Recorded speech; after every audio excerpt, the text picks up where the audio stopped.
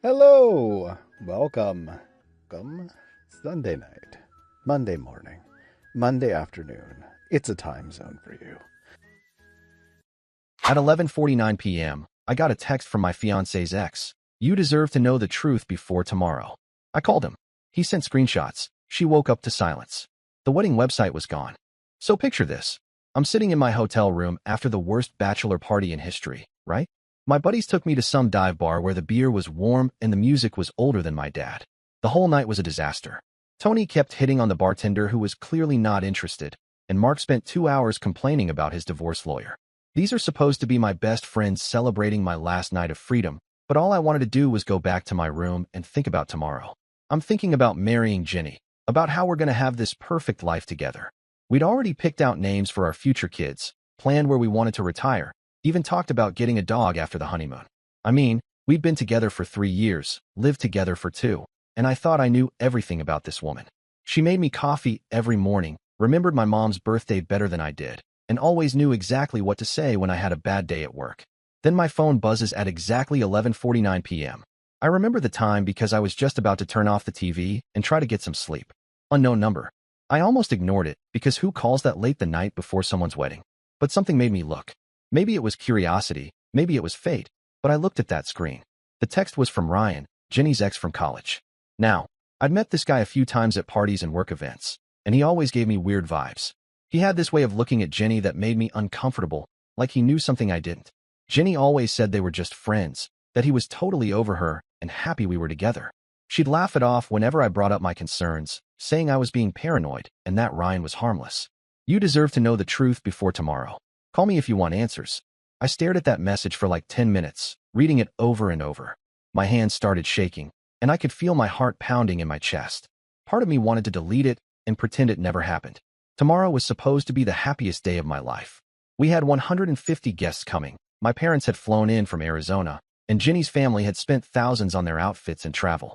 But you know that feeling when your gut tells you something's wrong? That sick, twisted feeling in your stomach that won't go away? Yeah, I had that feeling big time. So I called him. My finger was literally trembling as I dialed the number. I almost hung up 3 times before he answered. Ryan picked up on the first ring, like he was sitting there waiting by his phone. His voice was all shaky and nervous, which immediately put me on edge. He didn't sound like the confident, cocky guy I'd met at parties.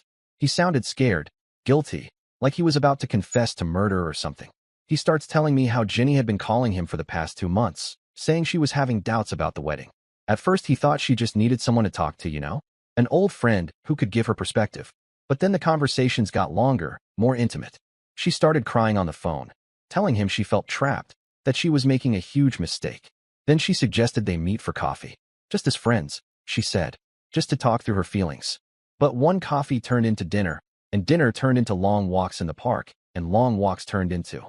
Well, you can guess where this is going. But here's the really messed up part.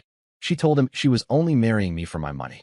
See, I just inherited my grandfather's construction business 6 months earlier, and it was doing pretty well. We had contracts lined up for the next 2 years, and I've been talking about expanding into commercial projects. Jenny knew about the business, the house I owned outright, my savings account that had grown to 6 figures. She knew about everything because I trusted her completely. She told Ryan she was going to marry me, wait a year or 2 to make it look legitimate, then divorce me and take half of everything. In our state, she'd be entitled to 50% of any assets acquired during the marriage, plus alimony if she could prove she'd given up career opportunities to support my business. Ryan sent me screenshots of their text conversations while we were still on the phone. I'm telling you, reading those messages was like getting punched in the stomach over and over. She was talking about me like I was some kind of walking ATM machine, planning their future together while I was planning our honeymoon to Italy. She called me boring, predictable, easy to manipulate. Said I was so desperate to get married that I'd never suspect anything. There were photos too, them together at restaurants I'd never been to, holding hands across the table, kissing in his car. All taken while she was telling me she was working late or out with her girlfriends from work. One photo was taken the same night. She told me she had food poisoning and couldn't go to my company Christmas party. She was perfectly healthy and making out with another man while I sat at home taking care of her fake illness. The worst message was from just 3 days ago. She wrote to Ryan about how pathetic I was, how I'd actually gotten teary-eyed when I was writing my wedding vows. She was laughing about how easy it was to fool me, how I believed every lie she told. 3 years of my life, and I was just a joke to her. But the conversation that really broke me was one where they were planning what to do after she divorced me. Ryan wanted her to move in with him immediately, but Jenny said they needed to be smart about it. She wanted to drag out the divorce proceedings as long as possible to maximize her settlement. She even talked about claiming I was emotionally abusive to get a larger payout and maybe even get the house. I didn't sleep that night. I couldn't even sit still. I just paced around that hotel room for hours, going through every moment of our relationship, wondering what was real and what was an act. The way she'd suddenly become interested in my business finances 6 months ago, asking detailed questions about our accounts and future projections. How she'd suggested we get a joint bank account to make things easier when we got married. The way she'd been pushing for a quick wedding instead of the long engagement we'd originally planned. I remembered how she'd started working out more recently, buying new clothes, getting her hair done more often. I thought she wanted to look good for our wedding, but now I realized she was probably trying to impress Ryan. All those nights, she came home late from work events or girls' nights. She was with him the whole time. By morning, I wasn't just heartbroken, I was furious. The kind of anger that makes you see red, that makes you want to punch holes in walls. But I'm not a violent guy, and I knew getting physical wouldn't solve anything. Instead, I started thinking about revenge. Real, calculated, life-destroying revenge. The next morning, instead of getting ready for my wedding like I should have been, I drove straight to our apartment. Jenny was staying at her sister's place the night before because of that stupid tradition about not seeing each other before the ceremony. At the time, I thought it was romantic. Now I realized it just gave her more time to coordinate with Ryan without me getting suspicious. I had the whole place to myself, and I started going through her stuff like a detective investigating a crime scene. I wasn't even sure what I was looking for at first, but I figured if she was lying about Ryan, she was probably lying about other things too. Her laptop was still logged in because she never expected me to go snooping. Her email was a goldmine of evidence that made my blood boil. She'd been talking to Ryan for months, but that wasn't even the worst part. She'd also been in contact with 2 other ex-boyfriends, Derek from high school and some guy named Chris from her old job. She was telling each of them different stories about how unhappy she was with me, how she was thinking about leaving, how she missed what they used to have together. She was keeping all 3 of them on the hook, probably deciding which one would be the best option after she divorced me and took my money. Derek lived in California and had started his own tech company. Chris was a lawyer in Chicago who'd been divorced twice and apparently had a thing for paying for everything when he dated someone. She was treating these relationships like a portfolio, diversifying her options in case one of them didn't work out. But then I found something that made me see red. Hidden in a folder labeled Wedding Planning was a document that had nothing to do with flowers or catering. It was titled Financial Overview, and it was basically a detailed breakdown of everything I owned. My business assets, including equipment valuations and contract projections. My house, with recent comparable sales in the neighborhood. My bank accounts, including ones I'd never mentioned to her. Even my retirement fund and life insurance policies.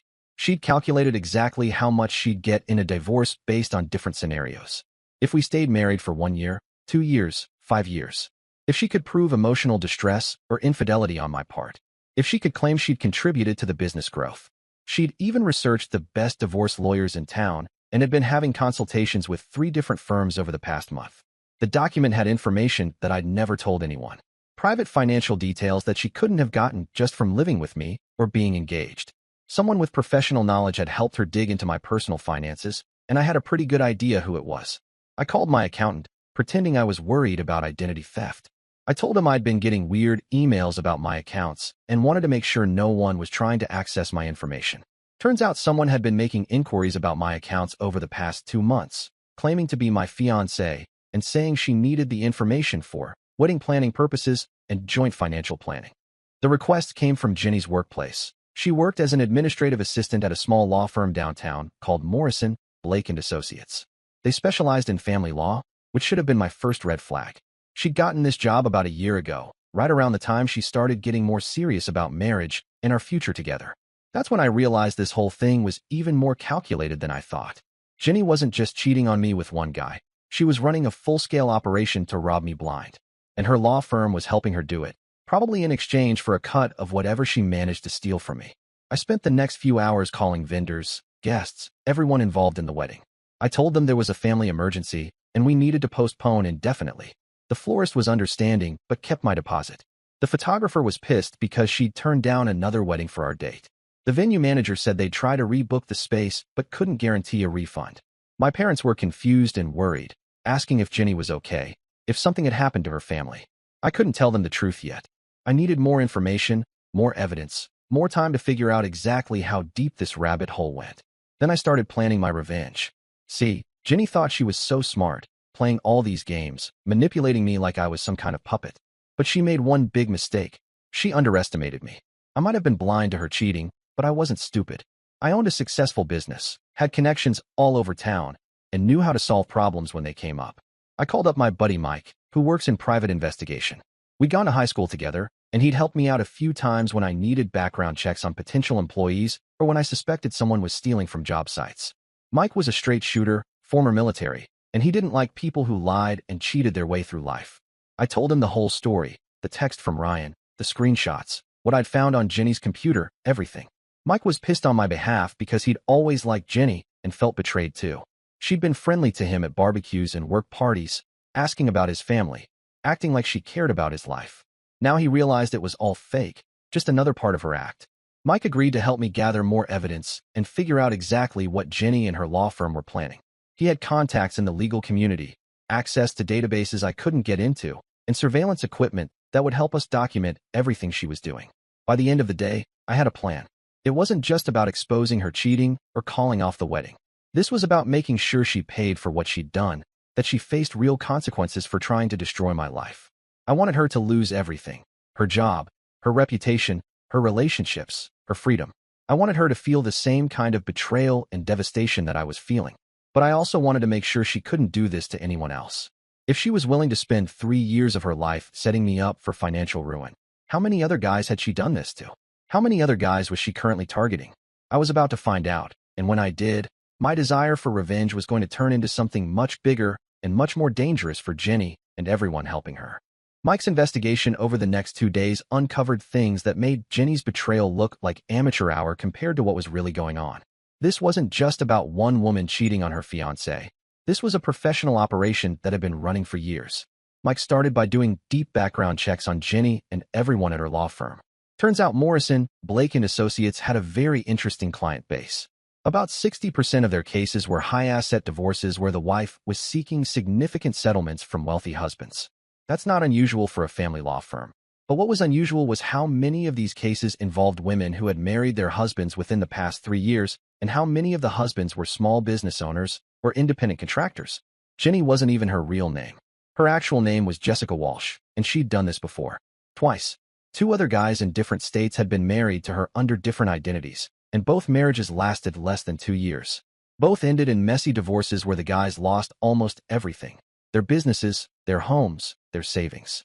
Michael Torres in Texas lost his landscaping company and had to declare bankruptcy after his wife Jessica cleaned out their joint accounts and disappeared.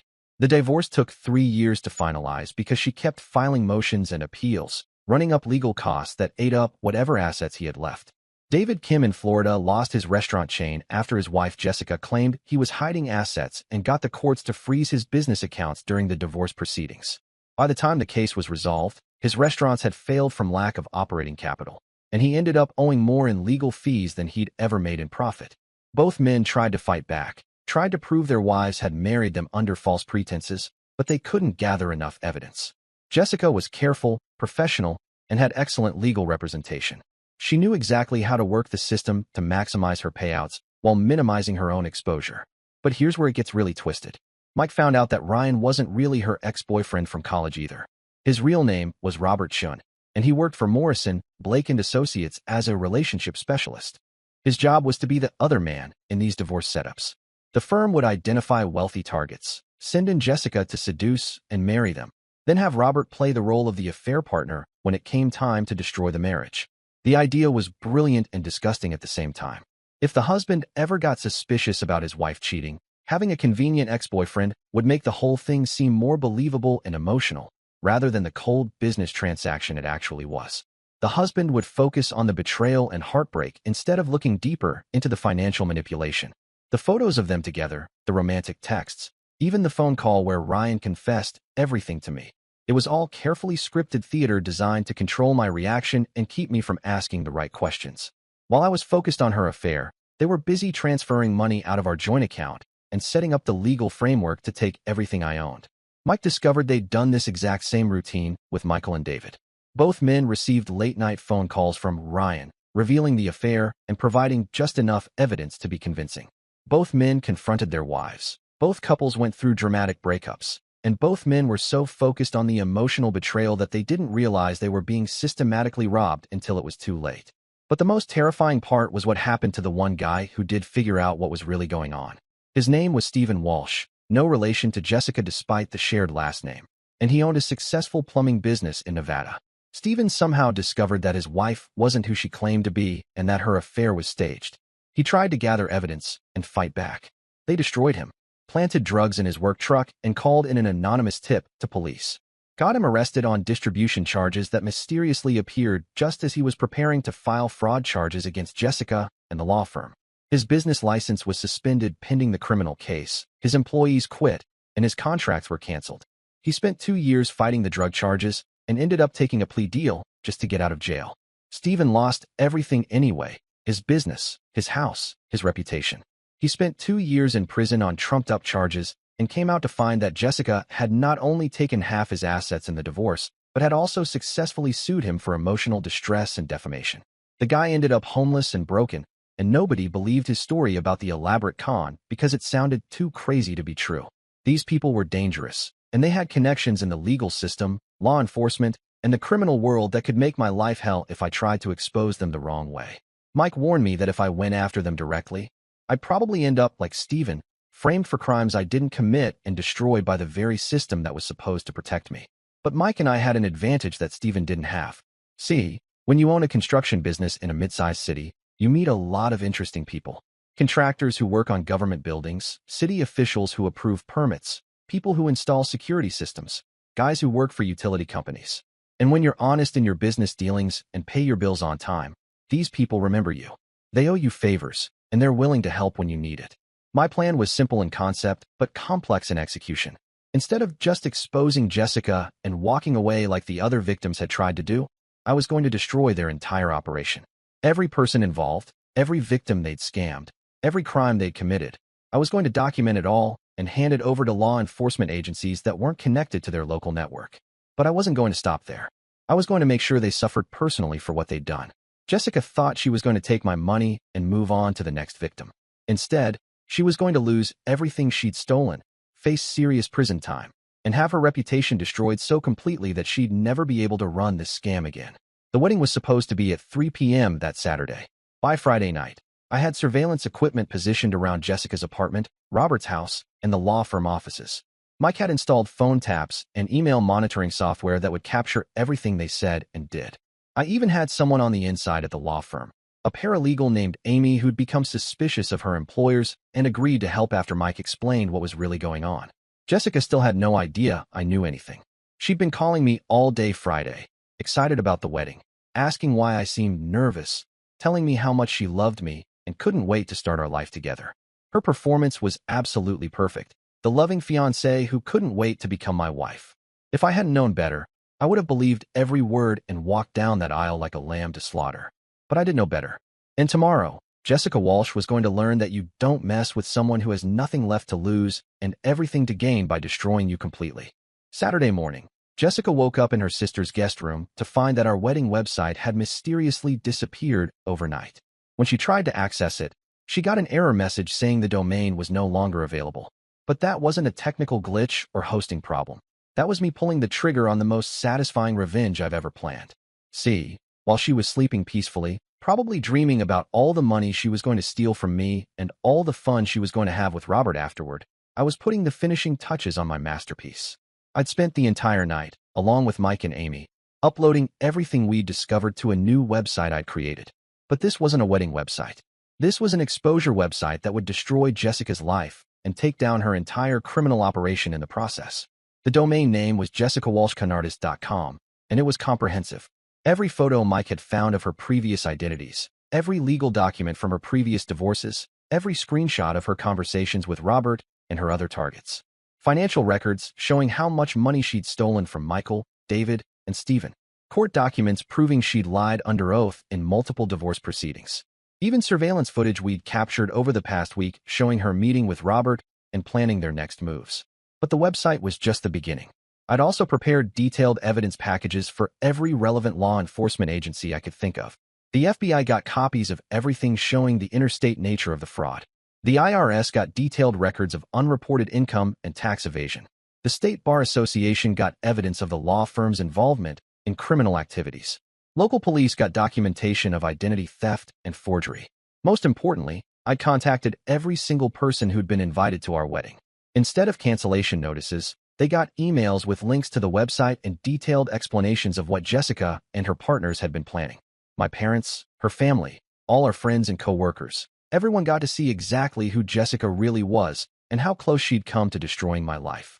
The law firm's current targets got special treatment. Amy had identified 6 other guys who were being actively scammed by the same operation, including 3 who were engaged to other women working for Morrison, Blake and Associates.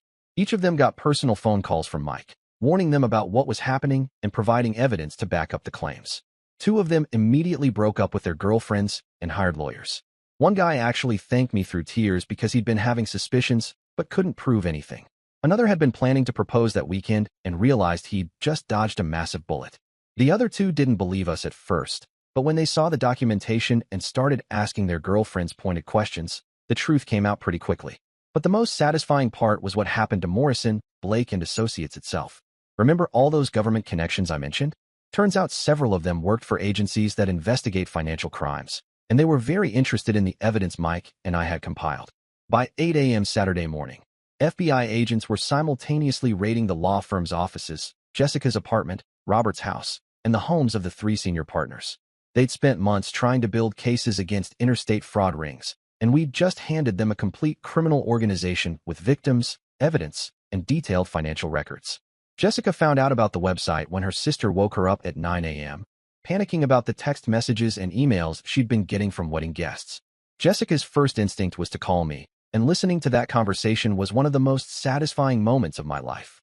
She started off trying to play innocent, asking what was wrong, why people were sending her crazy messages, whether I was okay. When I told her I knew exactly who she was and what she'd been planning, she switched tactics and tried to deny everything. She claimed the website was fake, that someone was trying to frame her, that she had no idea what I was talking about. When that didn't work, she tried emotional manipulation.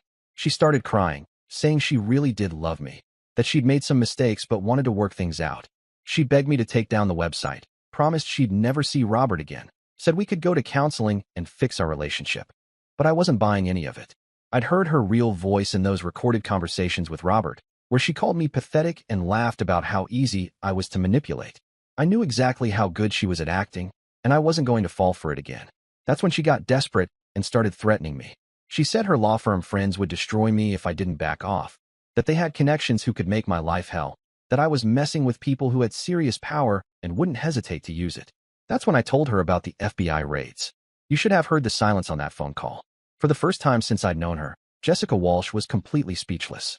I could practically hear her brain trying to process the fact that her entire world was collapsing in real time.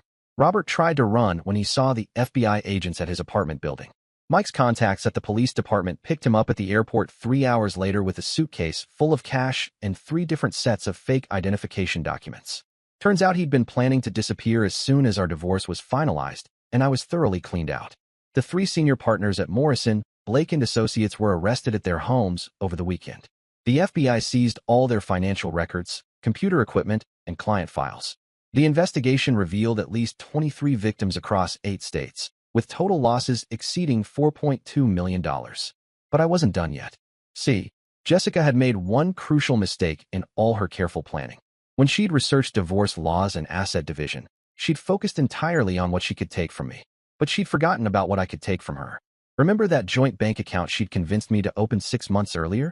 The one she said would make our finances easier to manage after we got married?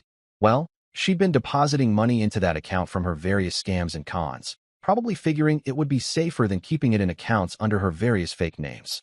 Legally, since we'd been engaged and the account was opened in preparation for marriage, that money was considered marital property in our state. And since our engagement had been obtained through fraud and false pretenses, I had legal grounds to claim all of it as compensation for my damages and the costs of investigating her crimes. The account had over $340,000 in it, money stolen from me and at least a dozen other victims over the past 3 years. My lawyer, who was having the time of his life working on such an interesting case, made sure every penny was frozen and eventually distributed to Jessica's victims as restitution. Jessica got 22 years in federal prison after pleading guilty to multiple counts of wire fraud, identity theft, money laundering, and conspiracy. Robert got 18 years. The law firm partners got sentences ranging from 12 to 25 years, depending on their level of involvement and cooperation with investigators. Morrison, Blake and Associates was permanently shut down, and its assets were seized to pay back victims. The State Bar Association revoked the licenses of everyone involved, and several other lawyers who'd worked with them were suspended pending further investigation. As for me, I kept the website up for 8 months, updating it with news about the trials and sentences. It got over 2 million views and generated hundreds of tips that helped law enforcement identify additional victims and related crimes. Several other law enforcement agencies used my case as a training example for investigating romance fraud and organized marriage scams. The story was picked up by local news, then national news, then international media as an example of how sophisticated these scams had become. I did interviews with FBI agents, spoke at fraud prevention seminars, and even testified before a congressional subcommittee about the need for better interstate coordination in financial crime investigations. I never did get married. After going through something like that, it's hard to trust anyone completely, and honestly, I'm not sure I want to try again. But I learned something valuable about revenge. Sometimes the best way to get back at someone isn't just to hurt them personally. It's to make sure they can never hurt anyone else the same way again, and to turn their own criminal skills against them so completely that they lose everything they've worked for. The wedding venue ended up keeping our deposit, but they used it to host a free reception for a young couple who couldn't afford their dream wedding. The photographer donated her services to a military family whose son was getting married before deployment.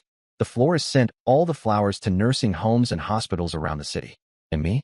I got something worth way more than a wedding or a marriage to a con artist. I got justice, revenge, and the satisfaction of knowing that Jessica Walsh would spend the next 2 decades in prison thinking about how she underestimated the wrong guy. That was worth every sleepless night, every dollar I spent on investigators, and every moment of heartbreak I went through. Sometimes the best revenge is living well, but sometimes the best revenge is making sure the people who tried to destroy you spend the rest of their lives paying for what they did. And that's the story. If you're still here, that means you're one of us. So go ahead, hit that subscribe button. I drop new chaos every single day, and trust me, tomorrow's story, it's even worse than this one.